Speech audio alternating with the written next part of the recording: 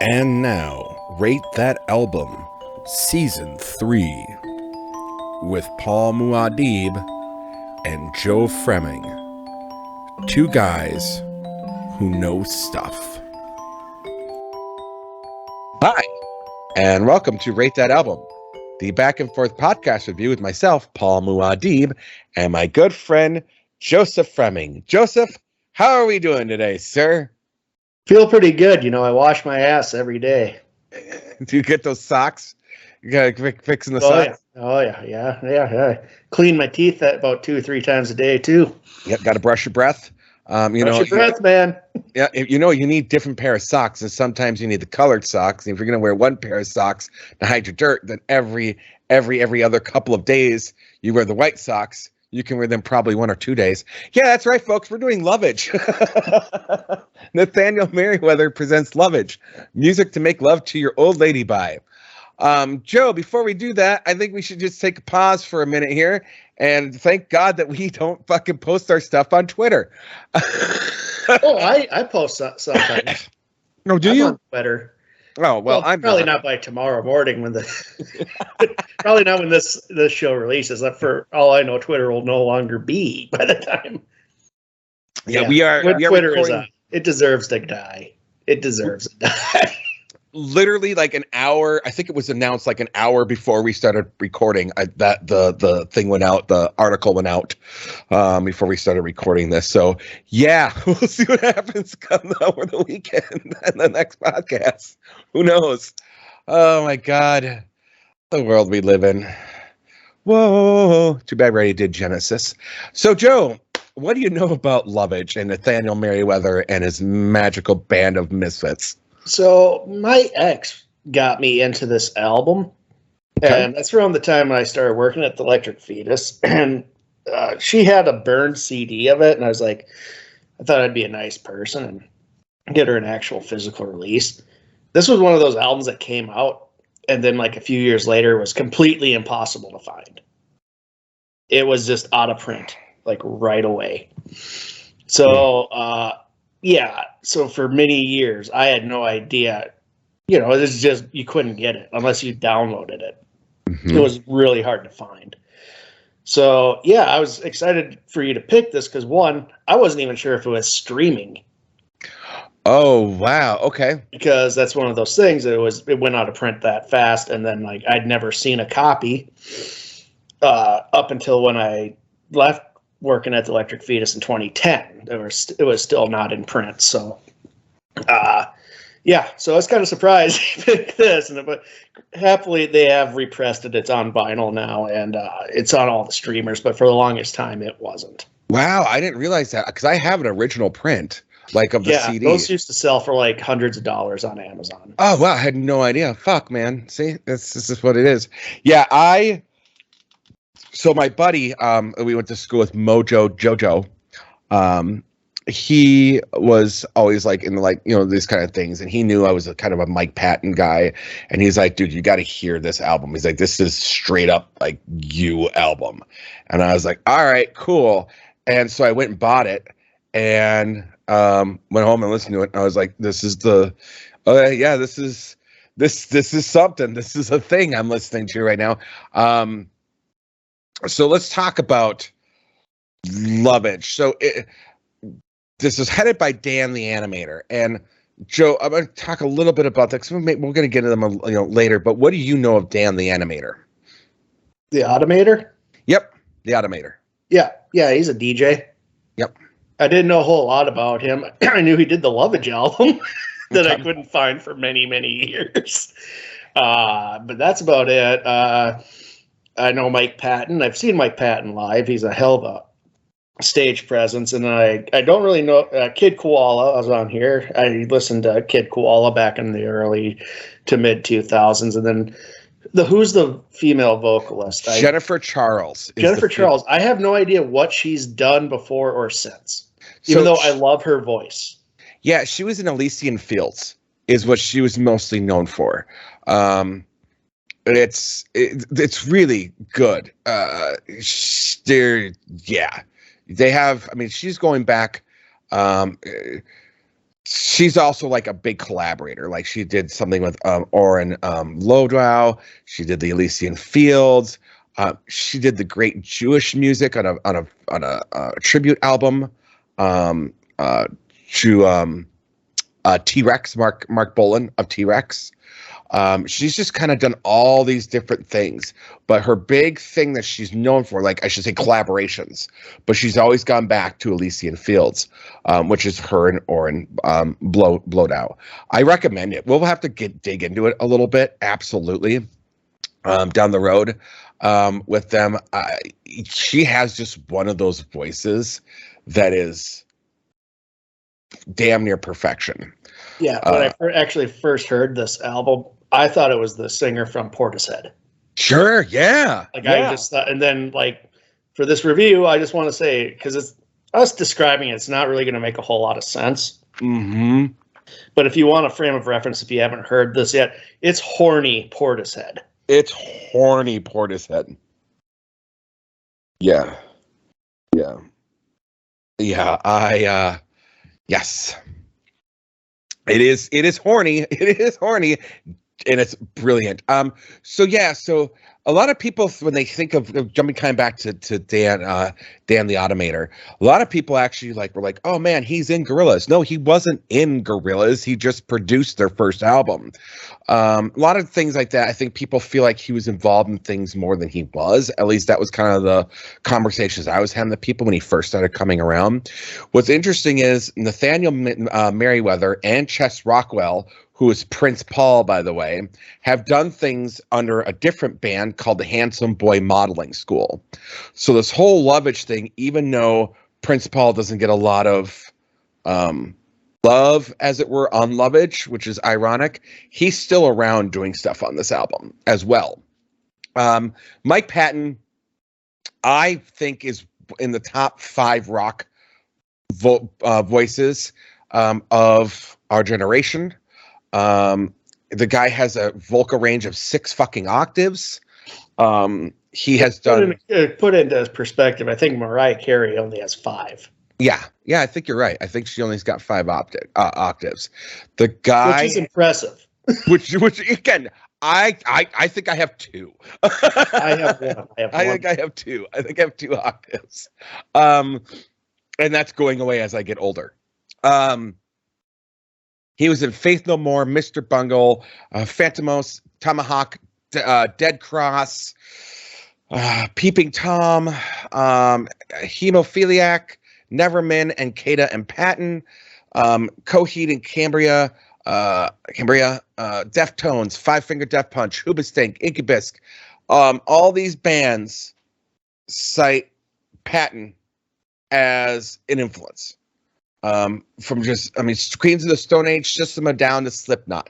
This guy has done things, and what's unfortunate is most people only know him for Faith No More, and you told me an interesting story that he actually didn't like even being in that band. No, none of them liked being in Faith No More when they hit popularity. They're infamous with that. There's a reason why he wears a Mr. Bungle shirt during the Epic video. I mean, that's phenomenal. And then finally, Kid Koala is another. He's actually a Canadian DJ. Mm-hmm. Done a lot of things, movies, books. Really an artist in general. He does a lot of interesting stuff. I really like Kid Koala. Yep. He's done 5 albums on Ninja Tune, and I want to say he did some stuff with Trixie Whitley. Anyways, Kid Koala is awesome. And I toured with Radiohead, the Beastie Boys, Arcade Fire, Mike Patton as well, DJ Shadow. Just overall, really cool fucking dude, and been around for a long, long time. So that's kind of what this hodgepodge is when we get into Lovage. Now, it was a one time. I was really upset because they were together for 2 years, only really did the one album, and they didn't go on to do other things. Let's go into kind of the album itself, Joe, I think, and then we'll kind of back into what is and what was and what happened. So we start with Ladies Love Chest Rockwell, which is featuring Prince Paul because Prince Paul is Chest Rockwell. Joe, what'd you think of this intro? Well, it's just an intro. It's funny. It's it's this album. A lot of it, people probably if you were born after like 1990s or 2000s, you might not know, but there was a lot of albums that this album's kind of like poking fun of, like sweet music to make love by. I mean, it's and it was like kind of like this weird shit, like the cover, I believe it's Dan the Automator smoking a cigarette, like looking forlorn. And so this album just kind of brings you in, and it's just like, just like horny dude just being like, yeah, what gets you off, baby, that kind of shit. My favorite thing is, I'm gonna let you know a little secret here. My man Nathaniel Merriweather, little running buddy from Handsome Boy Modeling School, made this thing called Music to Make Love to Your Old Lady By. Barry White used to work. Shoot, even Abba used to work the way I was doing my thing. You tried cognac. Well, Paul, have you ever made love to this album? That is something. Yeah, I will say I have. Yeah. I'm not gonna lie. Fuck it. I'll just come out and say it. Yes, Joe, I have boffed to this album. Mm-hmm. And let me tell you something. It's honestly not an easy album to do it to. Because there's a lot of comedic moments in this album. What about you, Joe? Have you made love to your lady by this album? Jesus, that's a personal question, Paul. Fucking pervert. Anyways, how's your sex life? Yeah, I have, yeah. And but the thing is, like, I don't care what music's playing. Like, I'm just happy to be there. Yeah, I get it. I'm just happy to be participating in that ride, So like, I'm not really paying attention to the music. You could be playing death metal for all I care. There is some things here though that really do take you out of the moment, but we'll get there. So next we get proper introduction here, which is Pit Stop, Take Me Home. Joe, what's your thought on Pit Stop? This is a good song. This is one of like a couple of songs I think that would actually serve as a single or something you could play, find on a movie soundtrack too. Mm-hmm. Like I could see it existing outside the Lovage album. Not a whole lot of songs on here do that, but this one and a handful of others. I like it. I like it a lot. Do you know how many singles there were off this album, by the way? I'd imagine 0. There was none. Yeah, I mean, there was no singles. This is back when people would get together and do one-off albums, and that was it. Mm-hmm. Like it was like a really creative period in the 2000s because P2P services really liberated, and it got bands that were outside the labels and shit to be able to do what they wanted. Mm-hmm. And what happened was with Pro Tools, it made it pretty affordable to knock out an album and then throw it online. So there was a lot of this kind of going on. It's kind of gone away, but I miss it. Like Neon was another one that was kind of like this. They did a follow-up album that wasn't as good, but it's the same thing. Like two people just get together and do a one-off kind of side project. Yep. So they fuck around and find out, and they make a goddamn good album. Yeah, exactly. But then it's like lightning in a bottle. They usually just won't. Mike Patton's got like 60 bands to worry about, so I'd probably don't see another Lovage album ever happen. I really don't believe another Lovage album will happen, and we'll get into that in the aftermath and kind of the after thing. Getting to some of the lyrics: licking your greasy spoon, jukebox playing my tune, making out in your room, blowing up your balloon, playing you like a bassoon. But if I only knew where you're driving to, I wouldn't have let you fill my tank. There is a lot of euphemisms here. You think this is it's It's This is I a love it. horny album. You picked This a is horny I album. picked a horny album. I mean, this is all you could say. This album is horny. Speaking We of were talking horny, about that with Typo Negative, but this like kicked it up a notch. this kicked off. This is more than just It was giving me the vapors listening to it. You know? Like, oh my, dude. oh my goodness gracious! I think when you listen to this album, like just the CD itself puts out, or the vinyl, whatever you're listening to, puts out the smell of sex. Like it's just what happens. That's a scratch and sniff album. It's that sexual. Next we get Anger Management, Joe. What's your take on Anger Management? Hold on, I gotta see. This is one of those albums where they all segue into each other. It's a very seamless album, so I have the lyrics up so I can kind of like keep a beat on what it was. Absolutely. Nope. I can dig it. Yeah, this was a good one too. I like that. It was another horny one, but it's a little more romance in the lyrics instead of, getting down to the dirty. No, absolutely. And the music was like wind in your hair, and then we might caress your silhouette, kiss of the ocean mist in the air. Why must God punish me this way? And the vocalization of Mike Patton on this song, because this is mainly a Patton song, and you can hear like the notes and things that he's doing. You can hear the Mr. Bungle. You can hear that this has a Mike Patton flair to it. Yeah. Especially when you get to the chorus. And the fact that like he's doing this, like, and again, you can hear the octave difference here, where he's down in the verses, down like this, eyes intertwine, and then you get to the chorus, and he's like, and I can't go up that high like I used to, but he is one of the best vocalists out there, and this song I think really does it. I love the instrumentation on it as well. It's just a good overall song. I love the instrumentation throughout the whole album. In fact, there's an instrumental version of this album.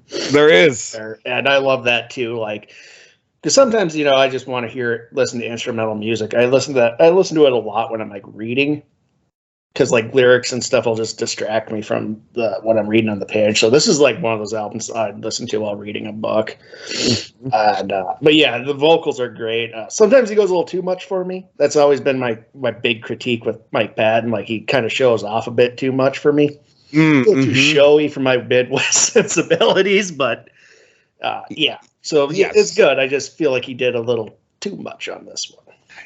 And I will say, I don't know if we'll get to this album, so I'm going to say it right now. He did Mondo Cane, and there's a lot of that going on in that album, where he was doing a lot of showing off, and I felt like it kind of took away from some of what was going on there. Yeah, and he does that. He's usually pretty good about reeling it in, and this one it crossed a little bit too much into like not a lot that I didn't like this song. I think the song's phenomenal, but he was on the line there for me with this one. I can get that. But there's times where he just goes too far. There are just times like sometimes he just can't rein it in, man. It's all right. He has the talent. He can do it, but that's my thoughts. Talent. Run with it. So next you got Everyone Has a Summer. I'll start with this one. This is a nice kind of segue. I thought it was really interesting that you're taking samples a fucking airplane.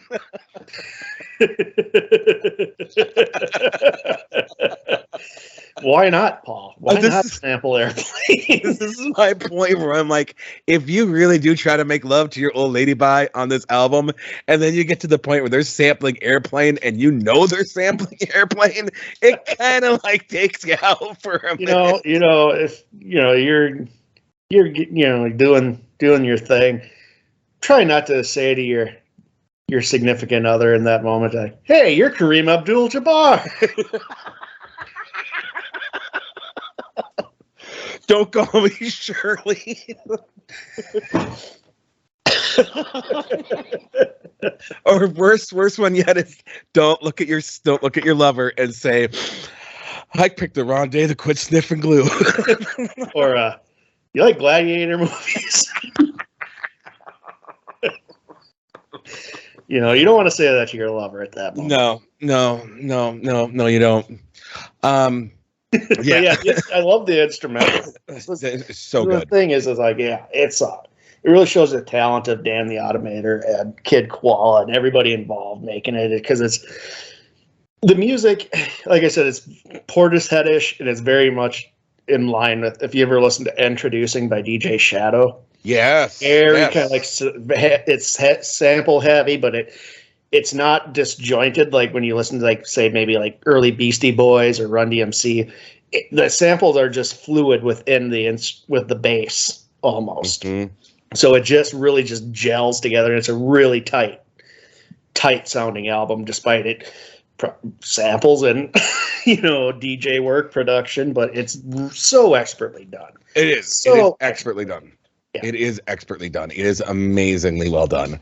And there's some, like I said, there's some tongue-in-cheek satire going on this, but it is so ridiculously amazing. Next one on the list, we go to Catch a Thief. Joe, I'll let you start with Catch a Thief. Why don't you start once? All right, fine. I'll start. You're always like teeing me up, and I'm trying to remember the song. All right. I'll then start. We have Dead Air, Paul. God damn it! It's almost as embarrassing as when you asked me. This reminds me of back in 1996 SummerSlam. No. Oh God, not again. No. This is another. This song right here, I think, really shows up, and there's a couple of really good tracks on the album that play up. There is, at least in audio-wise, there is some real chemistry between Mike Patton and Jennifer Charles. Yeah. Oh my God, they are voice fucking each other this whole album. And this song here starts with this intro, and then you get Jennifer Charles going, and you get Patton coming in, and just, you're getting that, it's okay. If you thought Endless Love by Lionel Richie and Diana Ross was intense. This is way more. Coming to my window. It's open every night. That's where I'll be waiting. I'll keep off all the lights. I'm lying in my bed, crown jewels on my head. I'll never give you up. So coming from the cold, let your guard down. I'll hide you from the cops. Don't be frightened now, my love. I'll take a life of crime to make you mine. Come in off that rooftop. You're so handsome, dressed in black. See you in the shadows. I like to take you on your back. Take this precious treasure. I will treasure you. Yeah, we'll be kinky. We'll be strange. I mean, boom. There's just, and they're just playing off each other. You hear Patton around the background. You hear Jennifer. She has just this really breathy way that she sings, and it is hot as fuck. Joe, you go. Yeah, no, it's great, and her voice is so. Again, it's very. I don't remember the name from Portishead, but she's very like in line with that kind of vocals, and except it's really horny on here, and I like it. So yeah, it's and again, their voices are great together duetting, and it blends so well again with the production. This is a very production heavy album, and it's done right. Like, this is one of those things where you could see people just going overboard, production wise, like with the airplane references. right. But it's there, but it's reeled in. Like, it's it's not a joke album. So I mean, it has the winks and nods, but it's also very, very well done. It is very well done. The next song is Love and Alibis, which is another, this is the one. Yeah, it's instrumental. I mean, it does have lies, and they're saying lies and alibis over and over and over, but it's really just there. It's not really you're listening to the lyrics. Again, really well done. It's hard to, when we're doing a podcast like this, to really be like, okay, this is the notes and this is the things they do. Because again, it feels like one giant piece too, in a sense, kind of like leading each other. But it's very like, it has that like R&B, the kind of like 70s art, but it's very jazzy too. Like, yes, it's like it feels like you're hearing a stand-up bass. Yep. I'm not sure if it is, but it certainly sounds like it to me. So and like on top of that, you have these layers of samples and scratches and all that from the DJ, from Kid Koala. And it's just so, it just kind of, it consumes you. It's an experience. It's one of those albums, like when you listen on headphones, it just kind of takes you on like a sonic journey. Yes. A really horny sonic journey. A really horny sonic journey. Yeah. Yeah, absolutely. Well, then, we just said, it's not a joke album. It's being serious. Then we run into Herbs, Good Hygiene, and Socks, Joe. No, this one I'm going to let you take away with. You can start with this one, Home Slice. Well, you got to clean your asshole, Paul. I mean, like, that's just how it is. It's a sample of a guy talking about cleaning his teeth and shit. It's Africa Bambaataa. Yeah. Is it? It is. It's Africa Bambaataa. It is. That's awesome. I love Africa Bambaataa. Yeah, Planet Rock is one of those seminal albums. So. Yeah, no, it is. It's Africa Bambaataa, dude. That's what makes it great. You got a guy saying, "I don't dig a lot of the establishment. Well, your ideas of virtues may work for you, but they don't work for me. As far as I'm concerned, some are with it and some aren't." That's a hard one to say. I say, well, wash your ass every day. Wash your whole body every day. Brush your teeth like 2 or 3 times a day. And it's funny, but it's like, yeah, but it just like, it blends in too. So like, unless you're paying attention, I don't know. But like, you got do any of these things prevent venereal diseases besides rubbers? Carry something or herbal or salt and pepper around your pocket. Stuff it up in your pocket and get mixed with your lint and cotton.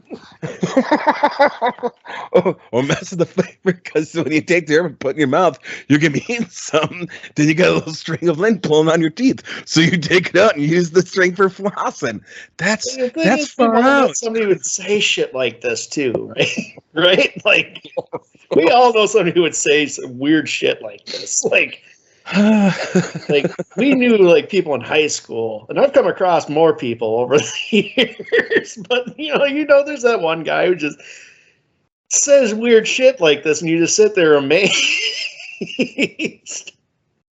I love it.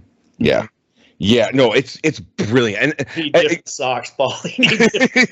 I got to admit, when you said kind of know people like that, I got to admit, I kind of remind me of sometimes the answers you would get on Loveline back in the day, where it was like nonsense answers, which you'd get back, and you'd be like, that had nothing to do with the question they fucking asked, guys. Yeah. Dr. Drew really.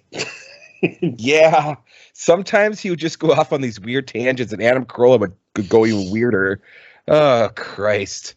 So next we get Book of the Month, which actually does have a music video for it. It's like one of the, I think this song and one other song have a music video, and I can't remember what Stroker Ace. Yes.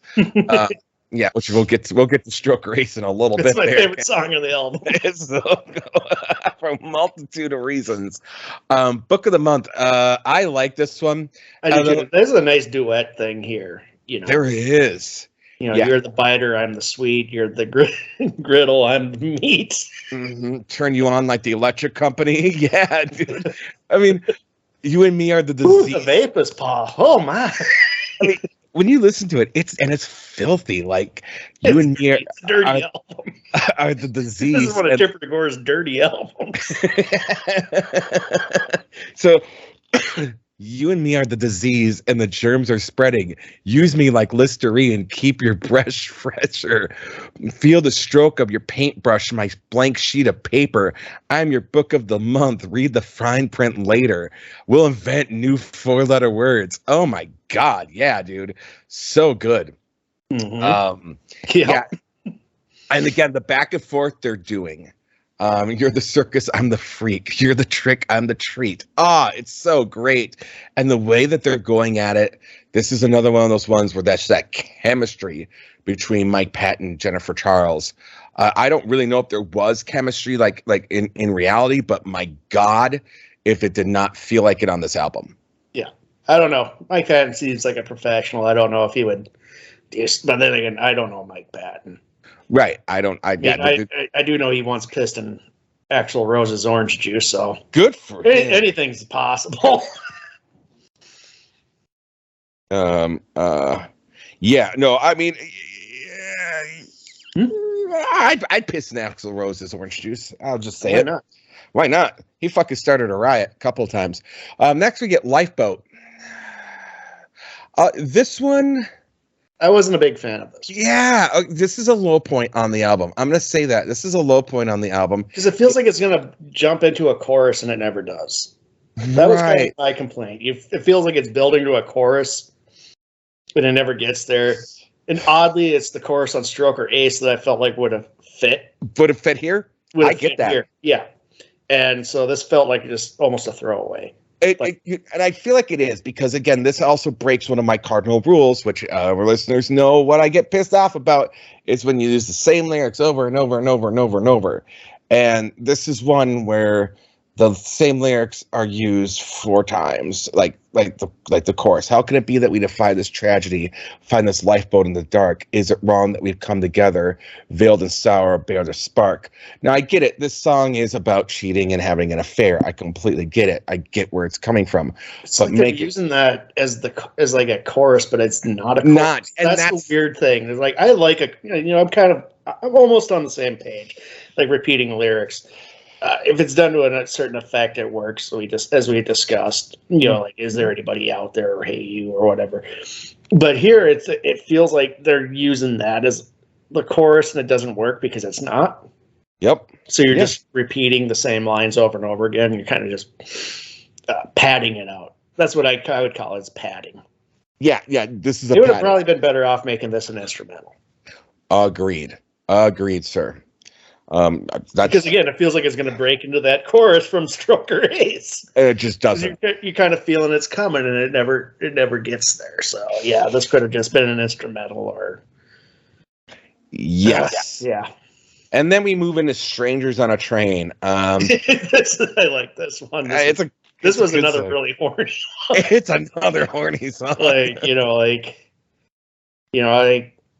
If like she came on the train with saying that stuff to me, I'd be like, I gotta go to the bathroom. Right. Right. You're making me uncomfortable, lady.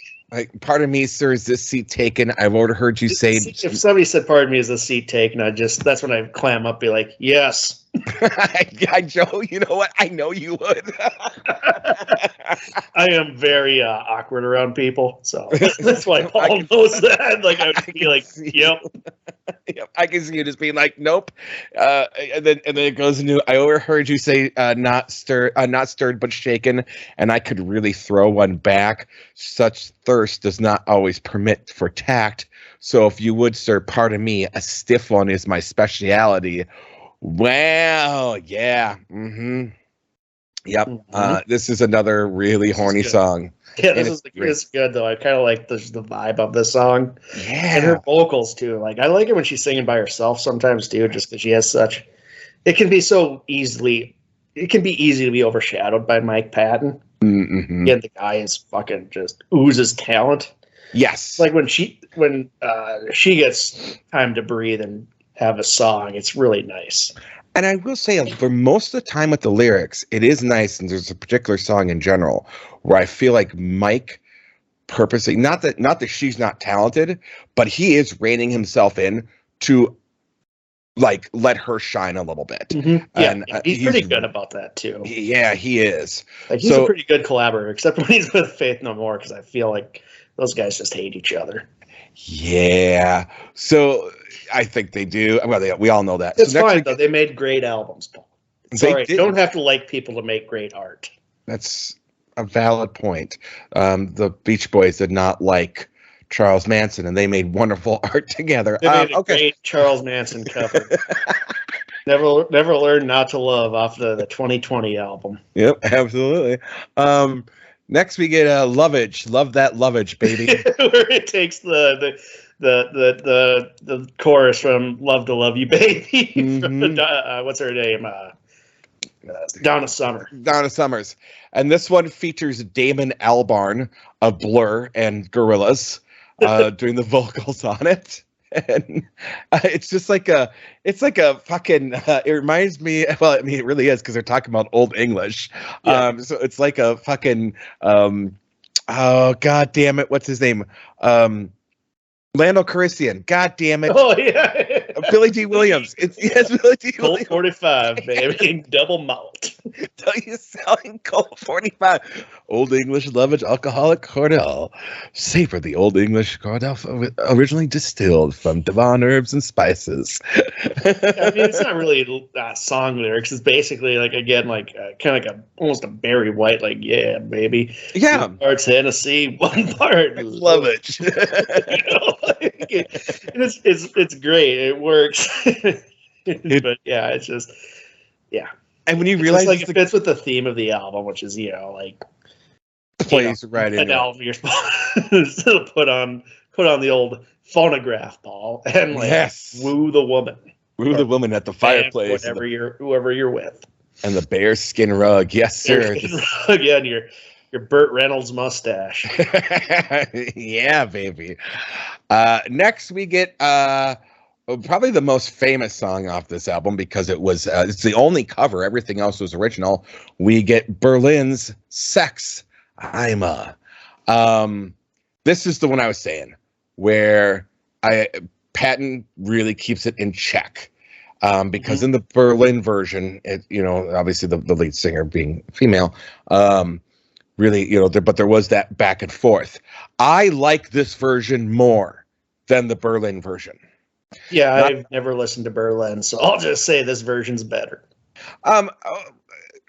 Okay. And okay, you can do that. I'm gonna play devil's advocate. I just did. Okay, fine. I'm gonna play devil's advocate because the Berlin version is far more faster. It was like a not selling it with even making it faster, Paul. Okay, it's a new wave. It's like the Tears for Fears, like Mad World. Like, let's speed it up and have circus music, and it's gonna be great. And it's new. It's a new wave song, and they convert it to what this is. And I love the instrumentation on this album. Yeah. The big band sound, everything, and the lyrics kill me. They killed me when it was Berlin. It kills me when I'm old because there's so much being said here that Berlin was saying tongue in cheek at the time, and I feel like with Mike Patton's voice, the way he's doing it, he's really pointing it out. Which is the chorus, which is, I'm a man, I'm a goddess, I'm a man. And that's all the man's part is. The girl is saying, yeah. Now you're a man. No, you're a man. And that's what he's doing here. But the girl is a goddess. She's a virgin. She's a blue movie. She's a bitch, geisha, little girl. And we got to bring up the samples too, which is like a French-sounding woman talking about why men go to hookers. Yes. Which, Yeah. Go on.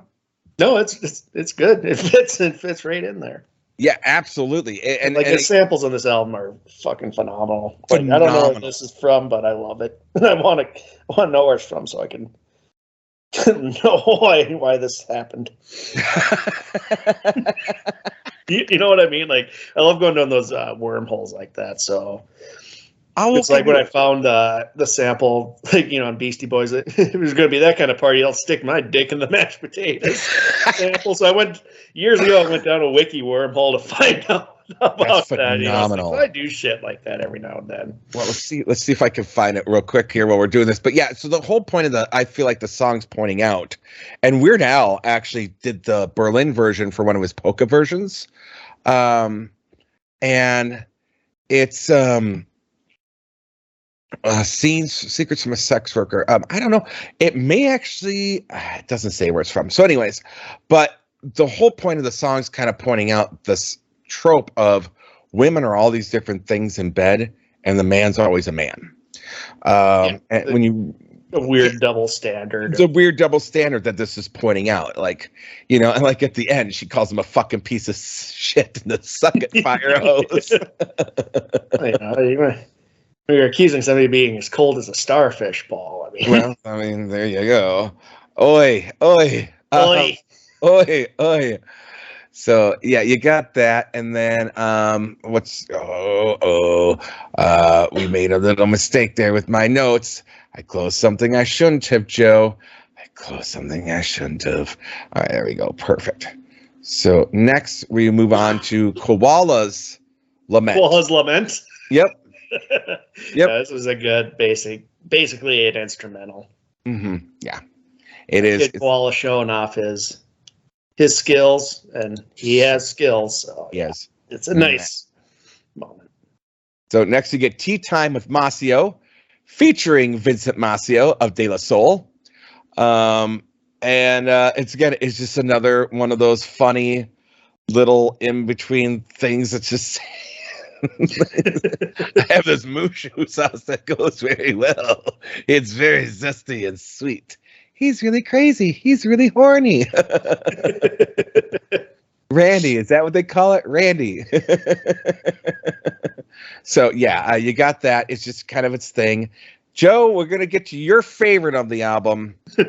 Stroker Ace. Stroker Ace. This has like a really good, I love the chorus on this, and the lyrics are hilarious to me. It's just, I can't, like, it's in the title, everybody. You know what they're talking about. Yeah, absolutely. Well, let's also forget there's also a play, because Stroker Ace was a Burt Reynolds movie from 1983. Oh God, yeah, fucking right it was. Fucking right it was. Yep, Stroker Ace. I am not embarrassed at all by my love of Burt Reynolds movies in the 70s. Like, you know, Cannonball Run, Gator. Yeah, fucking Hooper. Yeah, Deliverance. Hooper was a good movie, honestly. Hooper was a great movie. Yeah, and then, you know, Smokey and the Bandit 1 and 2. Smokey and the Bandit. Yep, those were good movies. Like, for what, you know, like, yeah. So like, I have no qualms with Burt Reynolds. I think he was great. He was for his time. He became a caricature of himself later on, but like in the 70s, he was doing shit that like most actors would not want to touch, like Deliverance. So. Yep. Yeah, dude, he was doing Deliverance. He was doing the original Longest Yard. He's done. I mean, his catalog, his work. Honestly, he was a goddamn good actor. White Lightning. So yeah, didn't he get an Academy Award nod for Boogie Nights? Like Boogie Nights, which he didn't want to do. Actually, he hated Boogie Nights. Well, he didn't know on paper. Was one thing. Like once he did it, he liked it. But like you know, being a seedy porn producer, you know, on paper is probably not what he was looking for. True. Before he died, he was going to be in Once Upon a Time in Hollywood. Yes, that's right. He was going to be in Once Upon a Time in Hollywood, and he passed away. I forgot about that. Oh, yeah. Then in the 90s, he did Cop and a Half with... I'm not going to let you talk shit about Cop and a Half, Paul. Oh, you guys do that on the next showdown. So next is... yes. So go on with Stroker Ace and the song, not the show, but not the movie, but the song. Yeah, it's great. It's like, stroke that shiny coat. Stroking is the anecdote. It truly is, Paul. It truly is. This song's so good. Yeah, like this could be a single. This could exist outside of Lovage in a Mike Patton show. Mm-hmm. So yeah, this is one of those songs that kind of transcends, and you could hear it elsewhere outside of Lovage. So yeah, it's really good. It is really catchy. Really good. Really catchy. Yep. And what's interesting is it's not Patton singing on this one. It is Dan the Automator as Nathaniel Merriweather. Yeah. Yep. And it's really well done. Mm. Yeah. The lyrics on it are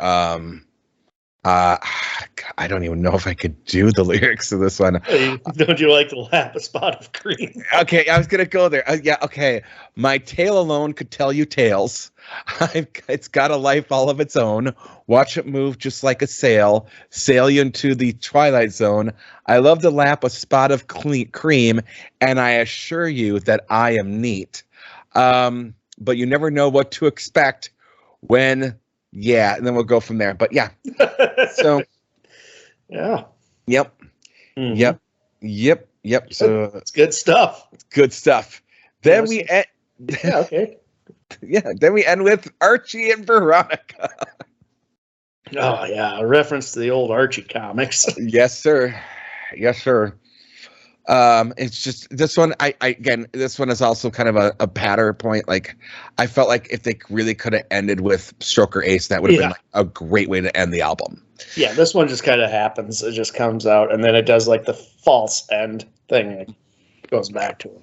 back into the beat. But it's not bad. I would probably just put it elsewhere on the album. Like replace Lifeboat with this, and then Stroker Ace. But yep, I'm in the boat with you. So, Joe, we made it. I'm sweating like a fucking pig. I got the vapors, Paul. I got the vapors, dude. I'm all hot and verklempt over here.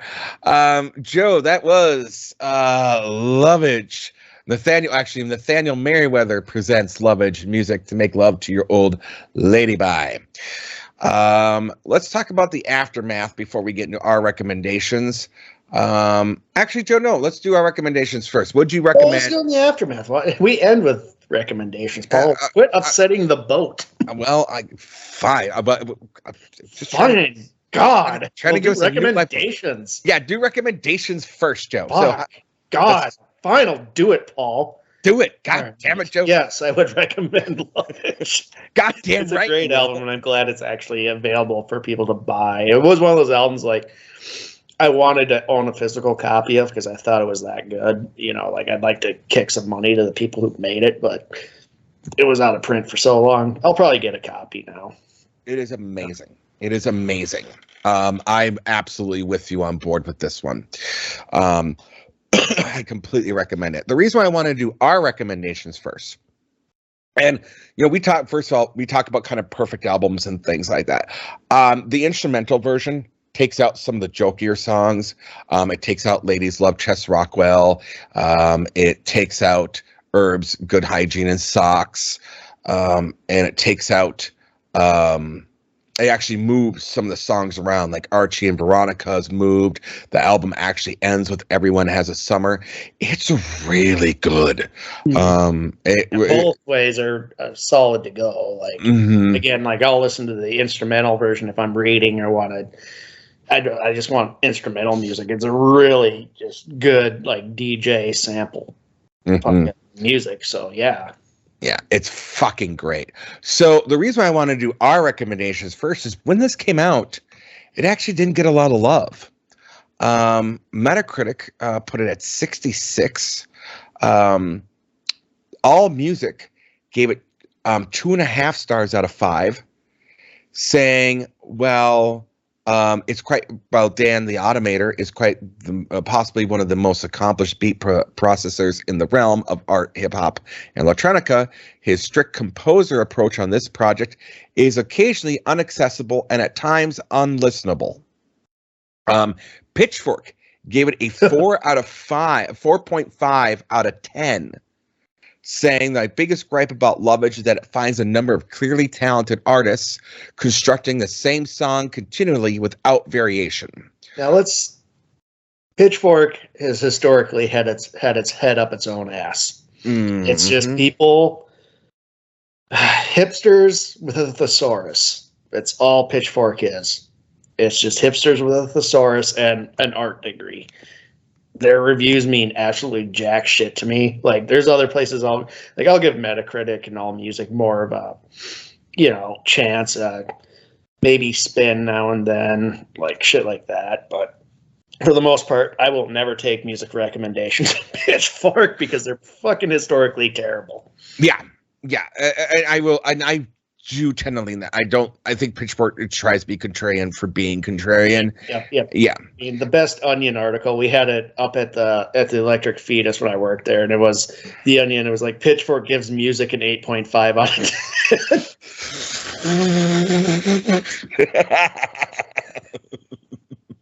10. Blender gave it a 3 out of 5, saying Lovage is music to put ladies in the mood and works both as satire and actual make out fair. So the album didn't really do a whole lot critically. It peaked at number 37 on the U.S. independent albums, didn't do well internationally, and that is why we will never get another Lovage album. I don't know. I don't think that shit would even matter to these guys, honestly. I don't see Mike Patton giving a shit what charts and shit like that is. He's one of those guys who just does whatever the fuck he wants. So no, but I think I think Dan, and I think I don't think Charles cares. But I just think they look at it. These are a group of people that don't give a flying fuck about charts. So like you could probably get one, but again, they're all so busy. I wouldn't foresee it. Plus, it's grown appreciation over the years. Like more people know about it and really like it. So like, I wouldn't give the initial release because again, this was hard to find when it came out.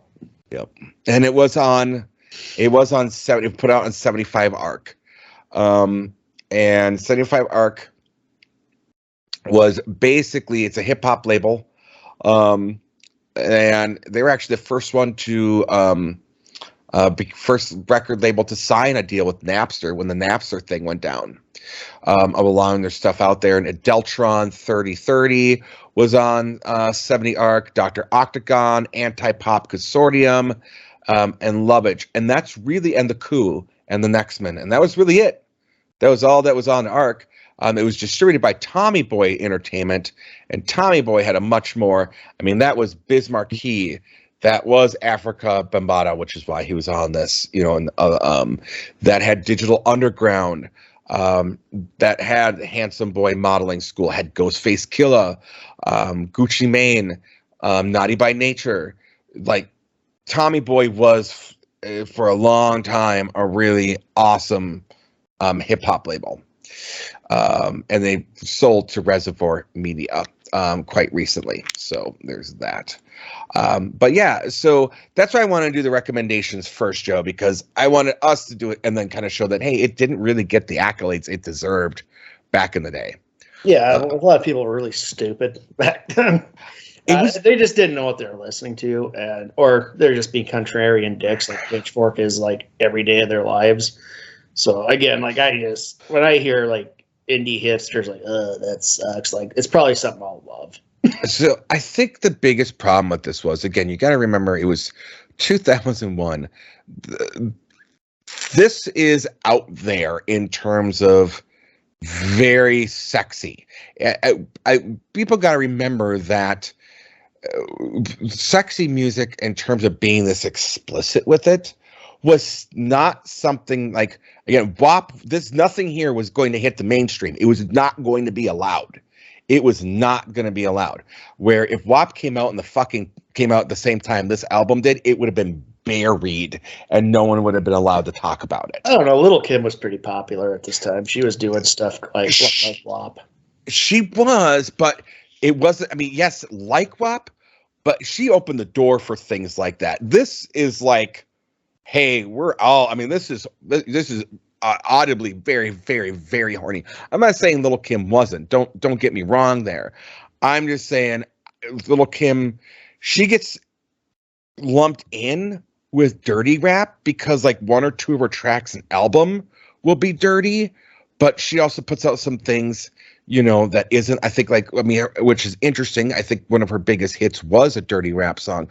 But when you listen to her albums as a whole, there's a lot of other things going on there. This is just a straight up fucking fuckfest album. That's my thought. That's one man's opinion. Yeah. And then plus also like going back to like this label, this was a time when indie hip hop labels were just blowing up everywhere. So there was a lot of saturation again, because of P2P. A lot of these indie hip hop artists were starting to get known just from word of mouth off of, you know, the internet message boards. A few years later, MySpace really made a huge impact on it. But yeah, it's just like 75 Arc, unless you were like in an indie record store, that's the only place you were going to get it. And like indie nerds probably had no idea what the fuck this was. So right. They didn't buy it. Yeah, and that's another thing too. Because you had like rhyme sayers popping up. You had Anticon on the West Coast. You had all sorts of just these collectives that were starting labels and just like really just DIYing it.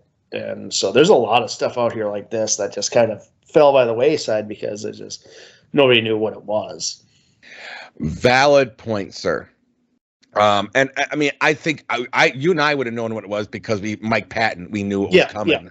Yeah, we had an in. Like a lot of people had an in, but this was so different from what a lot of people knew from Mike Patton, which was another thing. I think probably a lot of people, everybody's expecting Mr. Bungle or Faith No More. this was like a side I don't think a lot of people heard. He would go on to do some of a little bit more of this vein with Peeping Tom. Yes, He did with hip hop. That's why I saw him on tour with opening for Gnarls Barkley. I love Lovage and Peeping Tom. I thought those are probably my favorite Mike Patton projects. Peeping Tom's really good. Yeah, Peeping Tom's amazing. Yeah, Peeping Tom's really good. I did get into Tomahawk for a little while. Tomahawk's all right. Yeah. Yep. Mr. Bungle, I'll love. Like California will always be just fucking phenomenal. I love that album.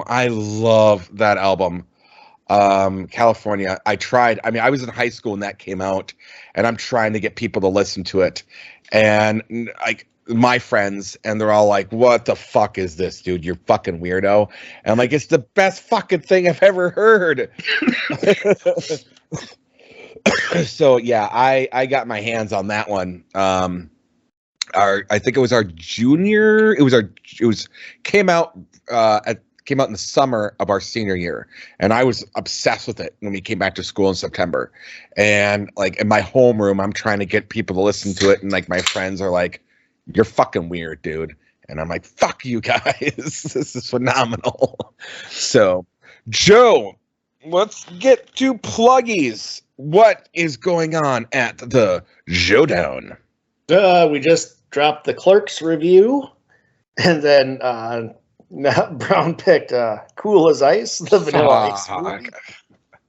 So yeah, I have that going on in my life. Joe, do yourself a favor. Just buy the Riff Tracks version of it. Oh, man. I am not ashamed to admit that I watched that movie not that long ago. Why would you choose to watch that movie, Paul? What the fuck is wrong with you? Dude, I have a penchant for horrible movies. I really do. If there's horrible movies, then there's that. I'm still all in. I was there and I was for it. Actually, I watched it out of principle, honestly, because I used to. I mean, everyone. It's a joke. It's a joke of a movie. Everyone makes fun of it, and I'm like, you know what, man? I'm gonna put my money where my mouth is. If I'm gonna make fun of a movie and crack jokes and shit, make fun of something, I'm gonna watch it. So that was kind of my thing, and I had some people over. And I always like to put on like terrible movies, like when people are over, because that's the kind of host I am. I'm the guy that likes to steal the aux cord and fuck with you at parties. So yeah, I was like, all right, guys, we're gonna watch a terrible movie, and then we're watch a good movie. And I picked Cool as Ice as the bad movie. So yeah, it was a bad day for Vanilla Ice. It was a bad day for everyone, Paul. For everyone involved. Well, that's cool. Like, we're never to Paul's place again. Yeah, probably. That's really my secret ploy to keep people the fuck out of my house. You go to that guy's place, you watch Vanilla Ice and Birdemic.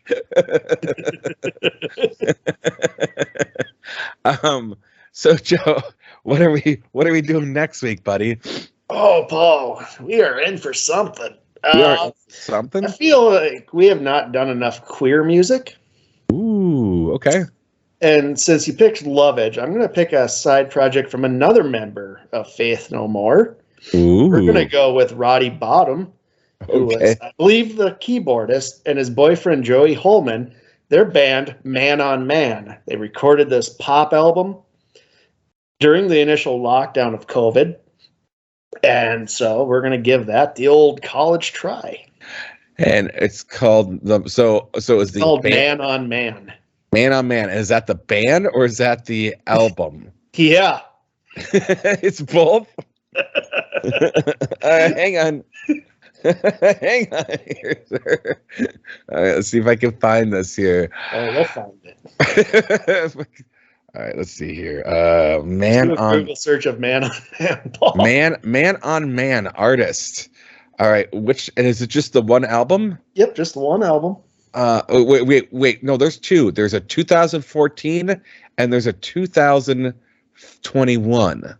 Well, they did it in lockdown, so I'd pick the 21. All right, you picked the 21, sir. Oh boy. I'm in. All right. We got this. We got this. it. We got this. All right. Whew. Yeah, yep. This is the thing we are doing. All right. I am all in. I am all in, sir. Okay. Okay. Let's just face it. We do a lot of straight dude music. We do. Let's do a little. Let's expand our horizons a little. Fuck. Dude, for all we know, this could be like the next coming of Right Said Fred. I'm in, dude. Oh, full disclosure, I've heard this album before. Oh, you I've have? heard it a lot. Yeah. Okay, cool. I'm all in. Like I said, I am here for this. This was like you might like it. I don't know. We'll give it a shot. I liked it when I heard it during COVID. Fantastic. Like I said, no, I'm looking forward to it. Like I said, I love listening to new music and finding things and doing things I haven't done. And I'm totally. I only listened to a little bit of it, so I'm not even sure if I'd like a whole album, but we'll give it a try. We'll see where it goes. Awesome. Like I said, I'm all for it. So let's do this. You pick Mike Patton, I'm going to pick Roddy Bottom. Absolutely. 100%. And I feel like I'm butchering that last name, but that's how it's spelled, so I'm going with it. Going with Roswell Christopher Bottom. All right, we can do it. All right, sir. Yeah, he was also an Imperial Teen too. So yeah, it's a good band, a great band too. So yeah, it is. So I mean, if he's doing a side project or something during COVID, I'm totally all for it. Yeah. So all right, sir. Well, do we have anything else we want to discuss before we go? I think we covered it. Fantastical. Joe, do you want to take us out? Oh no, not at all. This has been Rate That Album with Paul Muad'Dib and Joe Fremming. Thank you for listening.